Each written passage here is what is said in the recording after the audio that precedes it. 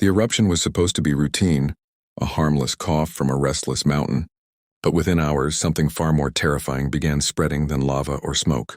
People living miles away started collapsing with fevers so high, their skin felt like it was burning from the inside out.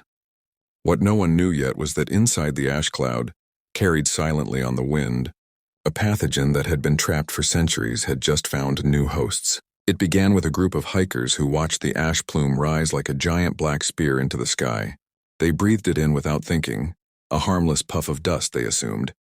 Hours later, one of them coughed and a faint gray powder came out like the inside of a chimney. His friends laughed at first, until he dropped to his knees and couldn't breathe. Hospitals quickly filled with patients whose symptoms were disturbingly similar.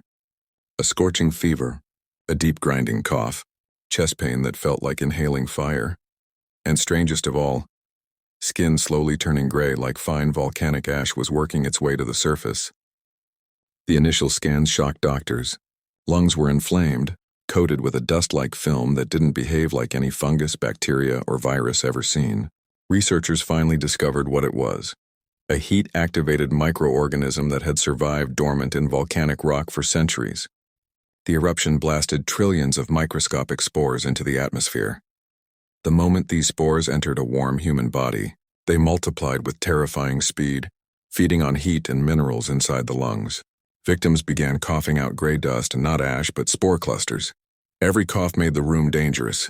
Families got sick minutes after being in the same space. Entire clinics had to be shut down as the pathogen spread through ventilation systems. Within 48 hours, the infection took a darker turn. Fingers, toes, and lips darkened. Oxygen levels crashed. Lungs hardened until patients felt like they were inhaling stone. Autopsies revealed lungs resembling volcanic rock, porous, rigid, and packed with living spores.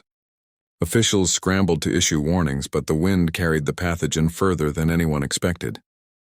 Towns hundreds of miles away felt a strange haze drift in. Within days, they too were reporting fevers, ash-colored sputum, and collapsing victims. Panic exploded as people realized you didn't need to go near the volcano.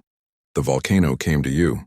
Scientists raced to develop a treatment, but everything they tried only made the pathogen grow faster. Heat killed nothing. Cold slowed it, temporarily. The only survivors were the few who had evacuated early and avoided the ash cloud entirely. In the end, ash fever wasn't just an infection, it was a geological event. A pathogen resurrected from the heart of the earth itself, released by pressure, heat, and time.